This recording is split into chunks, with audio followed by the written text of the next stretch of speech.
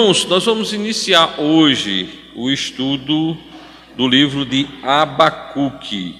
É um livro curto, então é um tiro curto que nós estaremos dando nesses próximos domingos, procurando aprendermos com o que Deus ensina aos judeus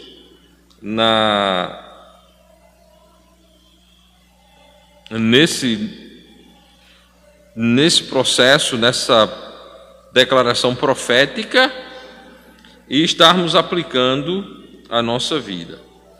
Há duas hipóteses que são consideradas em relação à data da escritura desse livro.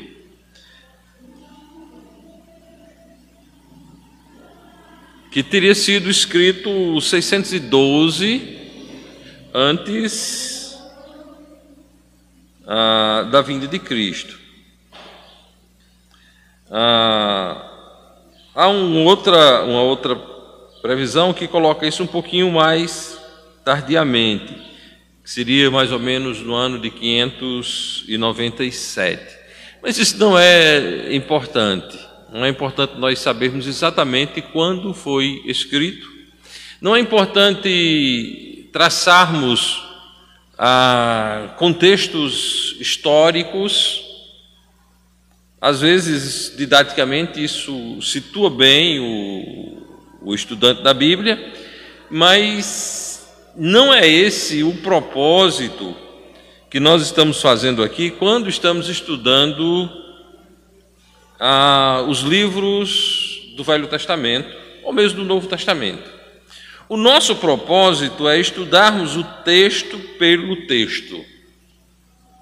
Ou seja, nós queremos formarmos professores, e aqueles que têm se incumbido da tarefa de estudar os livros do Velho Testamento aqui comigo, nós queremos formar professores que tenham a habilidade de lidar com o texto, que tenham a habilidade de dar aula de forma expositiva,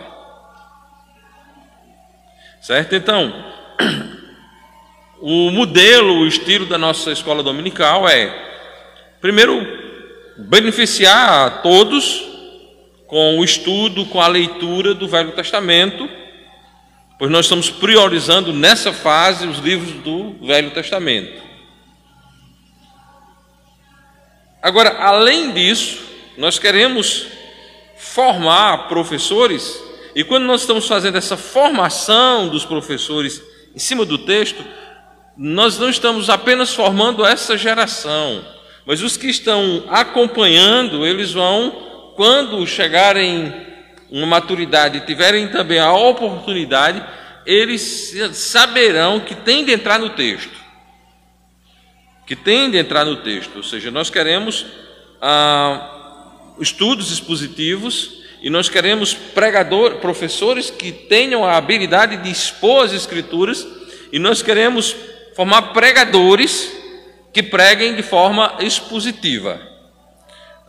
Isso não implica dizer que na carreira de um pregador ele não possa, em um ou outro momento, utilizar-se ou praticar outros métodos de mensagem. Mas quem quer ter uma igreja local fundamentada nas Escrituras tem de aprender a expor as Escrituras.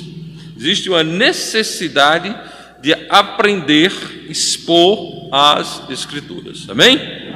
Então vamos hoje iniciar Abacuque, e eu separei aqui os 11 primeiros versículos, certo? E eu quero aplicar aqui aquilo que eu quero que seja replicado pelos irmãos, quando estiverem na oportunidade deles de fazerem. Ou seja, nós não temos o tempo como um inimigo, o tempo é um aliado, certo? Então eu posso propor estudar 11 versículos, e eu posso ler com a igreja 11 versículos, mas eu posso não expor todos os versículos. Temos o outro domingo e temos um outro pregador. Não no caso de Abacuque que eu vou fazê-lo, mas assim, que nós entendamos que não há pressa. Não há pressa. Nós estamos esperando o Senhor e Salvador Jesus Cristo, e aí o tempo é dele. Nós não sabemos quando ele volta. Pode até ser hoje, que seja. Certo? Então vamos passo a passo. Abacuque, capítulo 1, versículos de 1 a 11, é a nossa leitura, e assim está escrito: o peso que viu o profeta Abacuque. Até quando, Senhor, clamarei eu, e tu não me escutarás? Gritar-te-ei violência, e não salvarás. Por que razão me mostras a iniquidade e me fazes ver opressão? Pois que a destruição e a violência estão diante de mim, havendo também quem suscite a contenda e o litígio. Por esta causa a lei se afrouxa, e o juízo nunca se manifesta, porque o ímpio cerca o justo, e o juízo se manifesta torcido. Vede entre os gentios e olhai, e maravilhai-vos, e admirai-vos, porque realizarei em vossos dias uma obra que vós não crereis quando for contada. Porque eis que suscito os caldeus, nação amarga e impiedosa, que marcha sobre a largura da terra, para apoderar-se das moradas que não são suas. Horríveis, ou melhor, horrível e terrível é, dela mesmo sairá o seu juízo e a sua dignidade. E os seus cavalos são mais ligeiros do que os leopardos, e mais espertos do que os lobos à tarde. Os seus cavaleiros espalham-se por toda parte, e os seus cavaleiros virão de longe, voarão como águias que se apressam a devorar. Eles todos virão para fazer violência, e os seus rostos buscarão o vento oriental, e reunirão os cativos como areia, e escarnecerão dos reis e dos príncipes, farão zombaria. Eles se rirão de todas as fortalezas, porque amontoarão terra e as tomarão. Então muda a sua mente e seguirá e será culpado, atribuindo este seu poder ao seu Deus. Que Deus aplique, irmãos, o texto que lemos em nossos corações, em nossas mentes e em nossas vidas. O primeiro versículo é um peso, literalmente. Olha o que o Espírito Santo coloca na pena de Abacuque. O peso que viu o profeta Abacuque. Então, o que nós vamos estudar nos próximos domingos trata-se de uma relação pesada.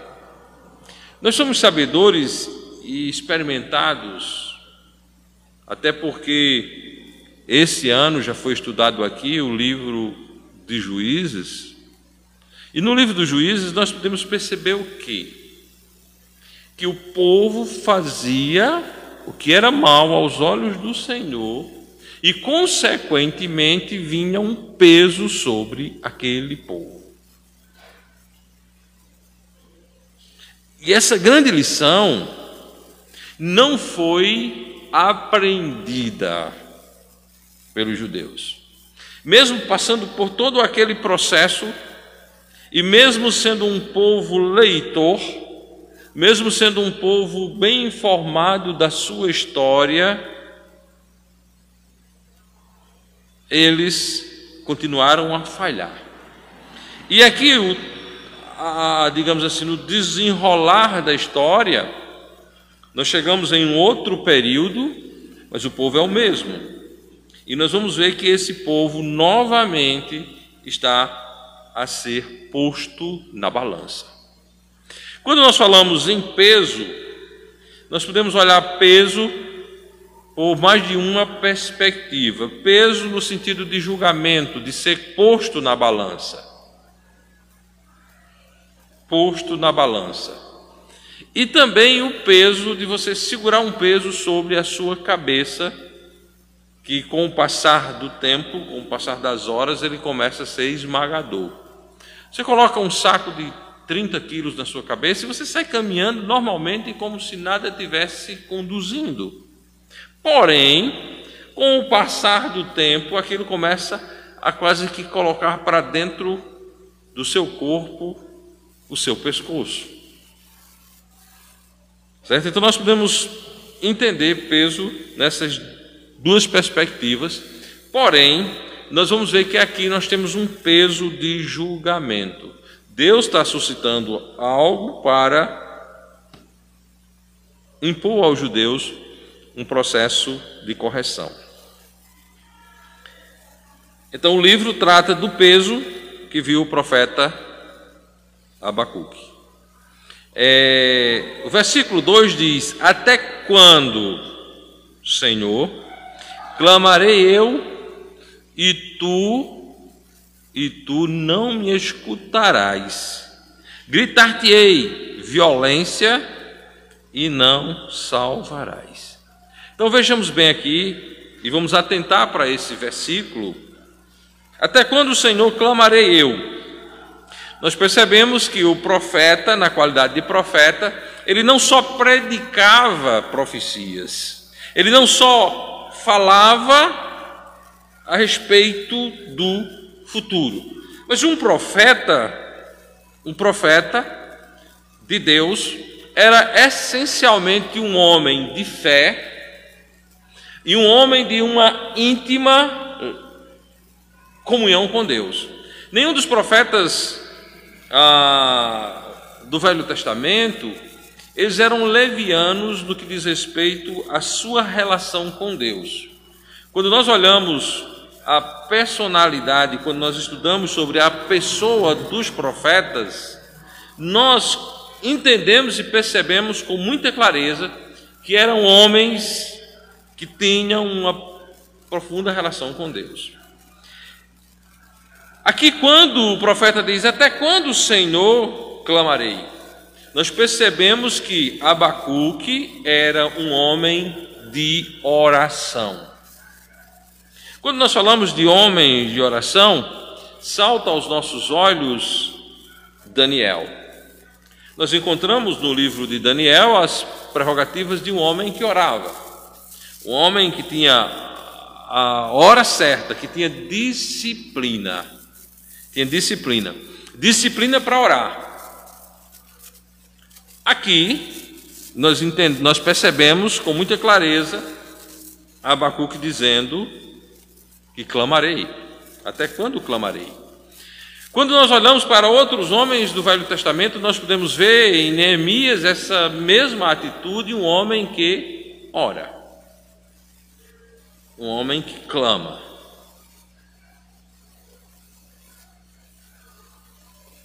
Porém, o clamor aqui não estava sendo atendido.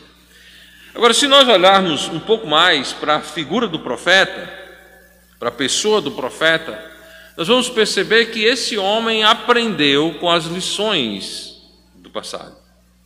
Ele entendia que Deus havia resolvido muitos dos problemas anteriores em Israel por meio do atender oração. Por meio de atender oração. Ele tinha, dentro da sua declaração, algo que salta, ou seja, ele era um homem que tinha fé. Ele continuava orando, ele continuava pedindo. E aí eu quero só fazer um pequeno hiato para trazer uma aplicação desse tipo de qualidade para mim e para os irmãos, sermos pessoas de oração. Procurarmos desenvolver a disciplina de orarmos. Não existe nenhum texto na Bíblia que seja a favor de qualquer teoria de que nós não devemos orar. Há os calvinistas que até eles oram simbolicamente, mas um calvinista, ele tem tudo de forma casual, casuística, uma coisa que Deus já pensou antes. Quem poderia me citar aí um dos crimes mais bárbaros dos últimos dias, dos mais violentos?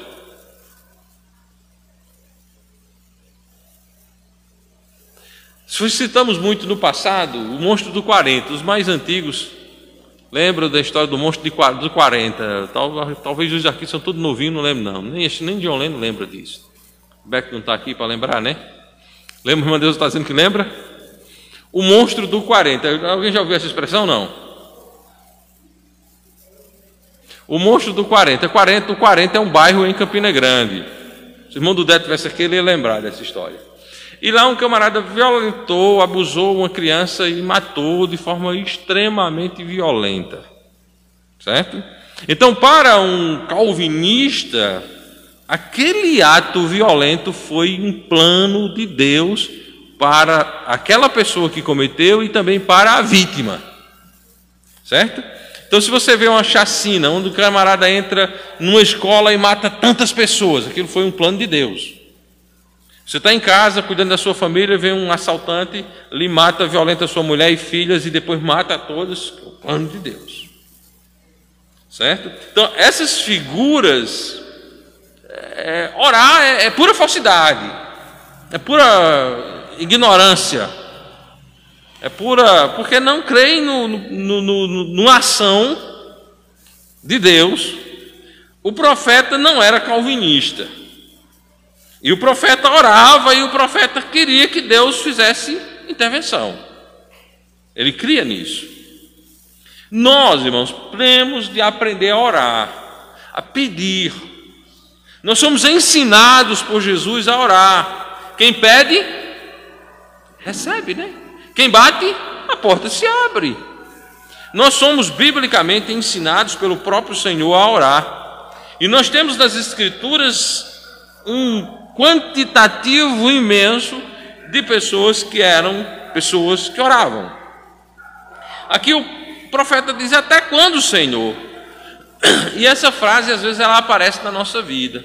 Até quando eu estou pedindo, Senhor, aquele emprego, eu estou pedindo aquela conversão, eu estou pedindo que algo aconteça na vida da minha família. E às vezes nós ficamos: até quando, Senhor? E às vezes até nós queremos desanimar na fé. Mas, irmãos, nós não devemos desanimar, nós devemos seguir à frente. Então o profeta aqui, relacionando-se com o Senhor, ele diz: até quando, Senhor, clamarei eu e tu não me escutarás? Gritar-te-ei violência e não salvarás. Lembrando que o profeta estava vendo um peso, que o profeta estava vendo aquela fase em que a mão de Deus estava de forma julgadora sobre as pessoas. Voltando ao exemplo prático que já foi visto aqui na igreja do livro de Juízes, o povo fez o que era mal e o Senhor retirou do povo a sua proteção e o inimigo veio a oprimir o povo. Que a situação é nessa direção. Gritar-te-ei violência e não salvarás. Porém, esse não salvarás ensina-nos também que o profeta sabia que o Senhor salva. O profeta sabia que no passado o Senhor já havia levantado libertadores que haviam libertado Israel. Essa inquirição do profeta ao Senhor, levantando essas duas perguntas: não me escutarás, e violência e não salvarás, não é um ato de rebeldia, mas um ato que mostra que no passado o Senhor o fizera. Que no passado o Senhor o fizera. E então ele estava nessa linha pedindo, porque ele sabia que o Senhor era capaz de fazer. Ele não estava duvidando da capacidade do Senhor o fazer. No versículo 3 ele vai dizer: por que razão me mostras a iniquidade e me fazes ver a opressão? Pois que a destruição e a violência estão diante de mim, havendo também quem suscite contendas e litígio. Irmãos, o futuro, ele é assustador, não? O futuro é assustador porque nós não sabemos absolutamente nada do que acontecerá no minuto seguinte, não é assim? Nós estamos sentados aqui, nós temos aí um plano, todos nós temos um plano. Plano inicial: acordar, tomar café, nos preparar, vir para a igreja, sair da igreja, almoçar. Esse é o plano. Certo? À tarde, repousar um pouco, ter algum momento de lazer, vendo alguns que gostam do esporte, jogos, né? Palmeirenses e flamenguistas, aí todos nas perspectivas. Bom, é o plano. E quem garante? Nós temos aqui o William, que está com o plano de vir à noite, mas se Débora quiser nascer no início da noite, aí ele já não vem. São coisas que nós temos em mente, mas nós não garantimos que vai acontecer, isso é o futuro. Agora, imagina você, se você tem a oportunidade de um descortinar do futuro. O que é isso? Alguém levantar a cortina e dizer: olha, vai acontecer isso, olha para cá, olha o que está atrás da cortina. No caso, olha o que está na frente, olha o que vem pela frente. E quando isso que você olha o que vem pela frente não é bom, vamos pensar aqui na angústia do faraó quando viu as vacas magras engolindo as vacas gordas, não é? O faraó viu aquelas vacas maravilhosamente lindas, bem nutridas, que coisa boa. Mas de repente algumas vacas magras acabaram com elas, devoraram. Imagina. E aí aquele homem ficou extremamente perturbado e ele queria uma explicação. Eu quero saber disso. Bom, porém aquela era uma cena didática. Deus tinha levantado José, que as interpretou e desenvolveu um plano para que houvesse segurança. Porém, até o plano de José, até o aparecimento no cenário da vida do faraó, do José, aquilo foi desesperador, foi angustiante. Aqui, o profeta, um israelita, e como um bom israelita patriota, ele recebe de Deus informações sobre o futuro da sua nação. E ao observar, ao ver tal futuro, ele vê que não é um futuro bom. Não é um futuro bom. E aí ele faz o seguinte questionamento perante o Senhor: por que razão me mostras a iniquidade e me fazes ver a opressão? Porque o Senhor está me fazendo ver a opressão. O profeta aqui, irmãos, ele dá para nós uma grande contribuição no que tange à importância de crermos na revelação do Senhor. O profeta estava vendo revelações que o Senhor fizera, e ele estava completamente convicto de aquilo que estava sendo a ele revelado é verdade.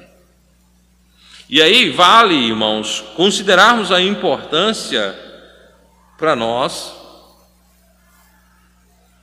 da Bíblia, da palavra de Deus. A Bíblia, a palavra de Deus, é um livro que nos foi dado pelo Senhor, que nos foi revelado pelo Senhor. A Bíblia é a nossa única regra de fé e prática, a autoridade final sobre todo e qualquer assunto.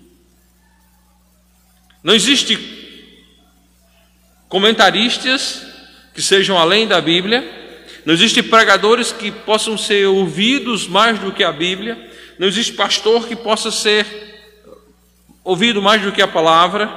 Então, para um crente bíblico e, portanto, batista, ele tem a Bíblia como regra final. A nossa igreja se caracteriza bem dentro disso por não sermos defensora de nenhum sistema. Nós não defendemos sistemas teológicos. Para nós assim está escrito, assim diz o Senhor. O profeta Abacuque, se fosse um homem dos dias de hoje, seria facilmente um bíblico, portanto batista, porque ele demonstra essa fé nas Escrituras. Ele não diz talvez, ele diz: olha, porque o Senhor está me mostrando a iniquidade, porque o Senhor me faz ver a opressão. Profecia, irmãos, olhando nós hoje para os fatos proféticos futuros, e o nosso fato profético futuro é o arrebatamento dos salvos, que alguns iletrados do que diz respeito às Sagradas Escrituras, o arrebatamento da igreja. Igreja alguma vai ser arrebatada, arrebatados serão os salvos. Sairão dos túmulos os salvos que dormem em Jesus.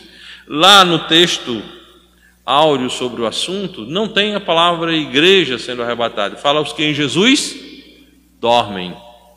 E aí eu pergunto, em quem Abel dormiu? Alguns acham que não, mas Abel dormiu em Cristo. Em quem Abraão dormiu? Em Cristo.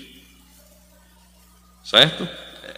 É importante entendermos as Escrituras pelas Escrituras. Aqueles todos de Hebreus 11 morreram em Cristo, dormiram em Cristo. E todos aqueles de Hebreus 11 estarão, querendo os teólogos ou não, no arrebatamento dos salvos, e eles nunca fizeram parte de igreja alguma. A não ser que você seja um reformado translocado, que diz que a igreja começou na eternidade passada, não é? Certo? Mas isso aí tudo é loucura de protestante. É loucura de pessoas que têm vergonha de serem católicos, mas que nunca deixaram de serem católicos. Há, infelizmente, alguns que se dizem batistas, são exatamente esse tipo de figura, mas estão aí dizendo serem batistas, mas é da boca para fora, meu bem, não vale absolutamente nada. Então, profecia, irmãos, é fato futuro, não é perspectiva mera, é fato futuro. Então, nós, os salvos, temos algo revelado para nós que é muito bom. Temos algo revelado para nós que é muito bom. Os sem esclarecimento das Escrituras deitaram e enrolaram na pandemia, dizendo os sinais de Cristo. A vinda de Cristo para buscar os seus, ela é isenta de todo e qualquer sinal. Escreva isso dentro do seu coração, no meio do seu cérebro. Não há sinal. Há um som, o som da trombeta.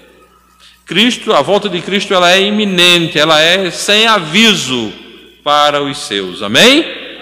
Agora, quando ele vier com os seus, aí como relâmpago, mas não para buscar os salvos. O arrebatamento dos salvos é algo sem sinais. Sem sinais. Então, meus irmãos, nós esperamos a vinda de Cristo.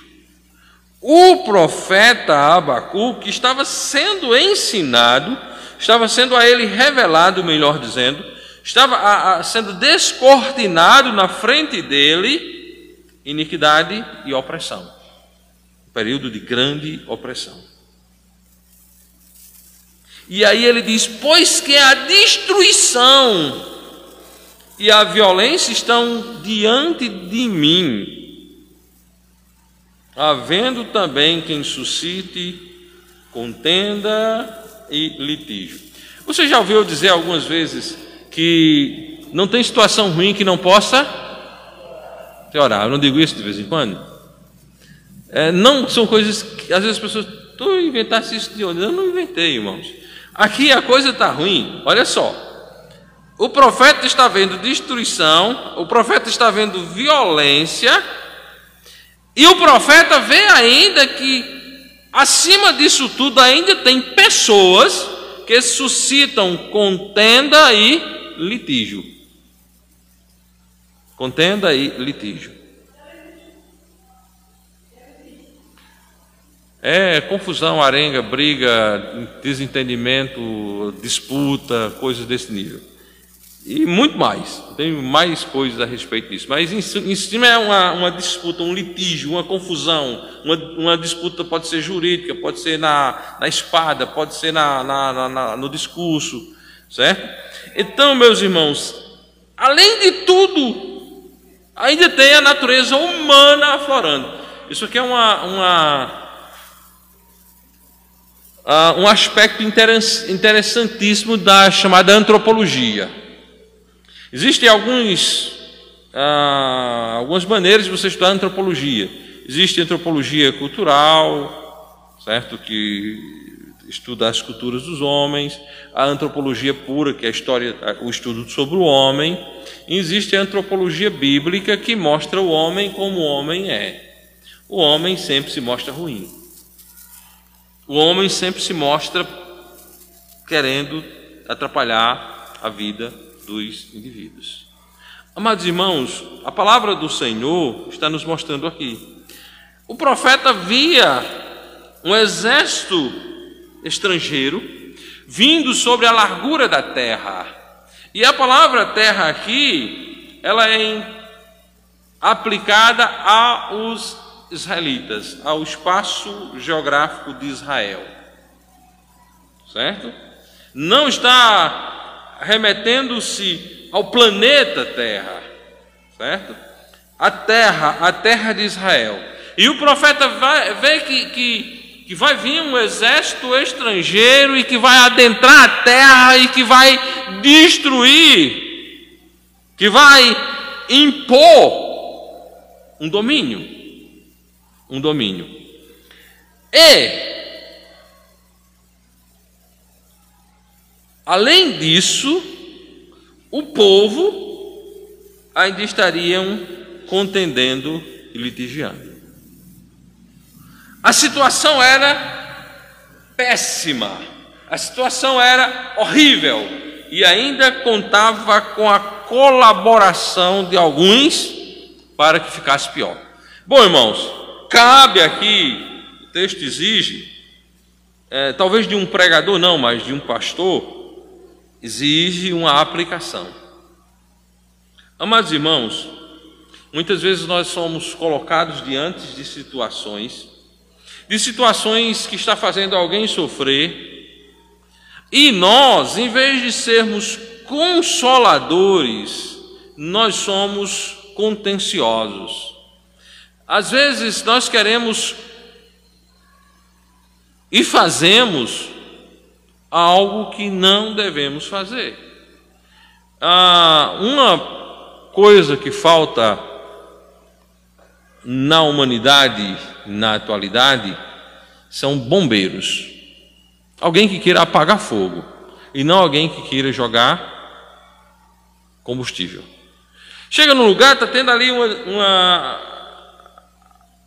algo que não é bacana, e você, em vez de procurar apaziguar, você começa a botar mais lenha na fogueira, mais gás, mais querosene para que queime mais ainda.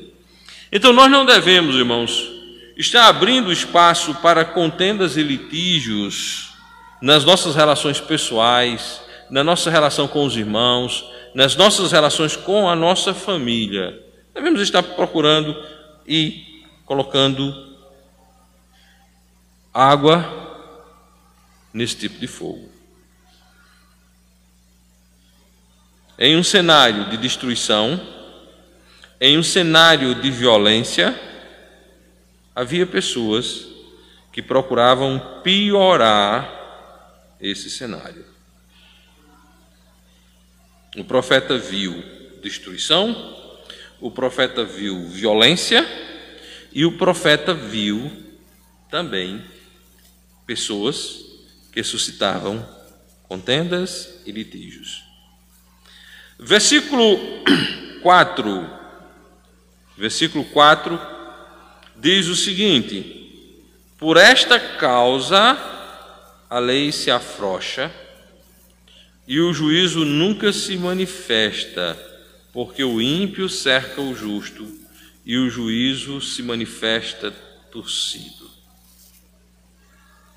Olha só o que o profeta diz. E olha só, irmãos,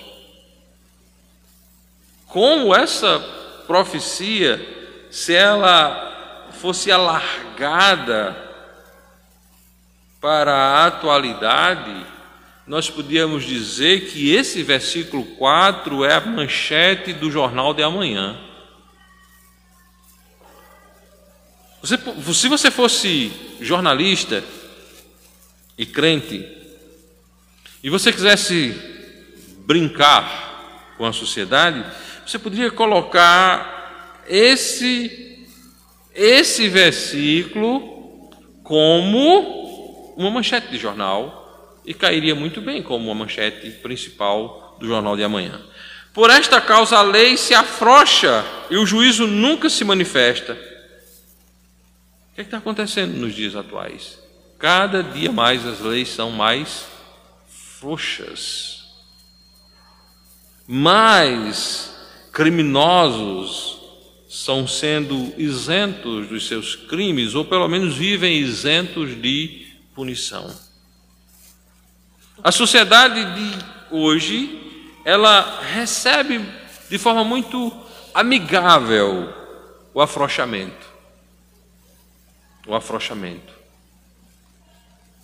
E isso é isso é dentro de casa, isso é dentro das escolas, isso é na rua, isso é no sistema legal. É interessante, quando se estuda a história da educação, como recebe crítica aquele sistema em que o professor era a autoridade, o professor mandava, não é? Quando o professor mandava. Esse sistema não serve. Quando eu estudei didática, faz muito tempo isso era ridicularizado na universidade, quando o professor chegava na sala de aula, o professor era a autoridade e ai de quem não obedecesse. Hoje, infelizmente, não é mais assim.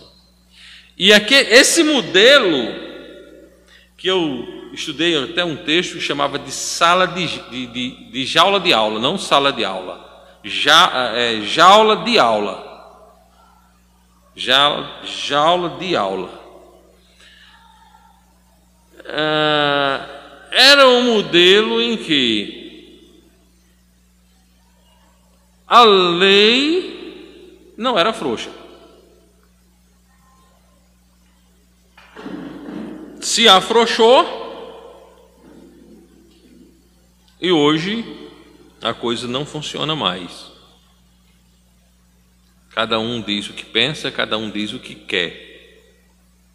Aí cada um diz o que pensa, cada um diz o que quer, nos leva de volta ao livro de Juízes, né? Cada um fazia o que era reto aos seus olhos, fazia o que queria. Em outras palavras, cada um fazia o que queria fazer. Eu faço isso, eu faço o que eu quero. Então, o afrouxar da lei, o afrouxar da ordem, o afrouxar do juízo, o não cumprir-se o juízo, leva exatamente ao caos.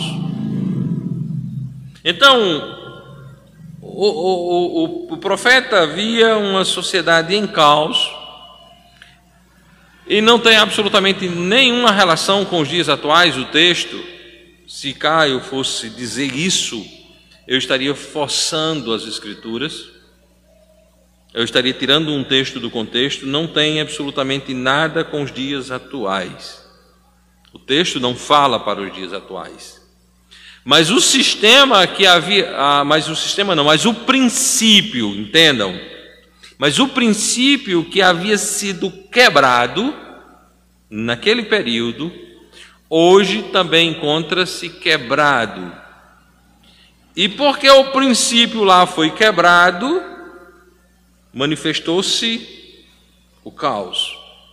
Porque hoje, na sociedade pós-moderna, o princípio de Deus é deixado de lado, é ignorado, a sociedade encontra-se também em caos. O que nós temos em comum da sociedade a qual Abacuque estava vendo com os dias atuais é que lá o princípio havia sido deixado de lado e que cá o princípio foi deixado de lado. E o princípio que nós estamos falando é o princípio de Deus, o princípio escriturístico, o princípio Bíblia, palavra de Deus. Deixou o que Deus diz pelo que é reto aos olhos dos homens. Por esta causa a lei se afrouxa, o juízo nunca se manifesta, porque os ímpios cercam o justo e o juízo se manifesta torcido. Hoje, como lá, os ímpios predominam por causa da quebra do princípio. Quando o ímpio tem mais força do que o justo, quando o ímpio é mais herói do que o justo, nós temos a manifestação de uma justiça torcida contra a vontade perfeita do nosso Deus. Então, meus amados irmãos, como é bom termos a Bíblia, como é bom termos a oportunidade, o privilégio de estudarmos as Escrituras. Como é bom sermos sabedores que o que a Bíblia diz é a verdade. Vamos fixar um ponto aqui. E nós vamos ficar nesse versículo 4. Mas o ponto que nós queremos fixar é que nós temos as Escrituras. A fala do profeta é tão forte sobre o que ele estava vendo, e a certeza e a convicção de que o que ele estava vendo iria se cumprir, me provoca, irmãos, a exortá-los a que nós, não vós, mas nós, eu e vocês, que nós possamos olhar para as Escrituras e termos nas Escrituras o livro santo, aquele livro a qual o Senhor diz: santifica-os na tua verdade, a tua palavra é a verdade. E olharmos sempre para as Escrituras, buscando nelas com toda a certeza de que ela, a Bíblia, é a resposta de Deus para tudo o que eu preciso na minha vida. Amém? Para não invadir, o tempo, Nós vamos ficar aqui e no próximo domingo nós vamos do versículo 5 em diante, para a honra e glória do nosso Deus.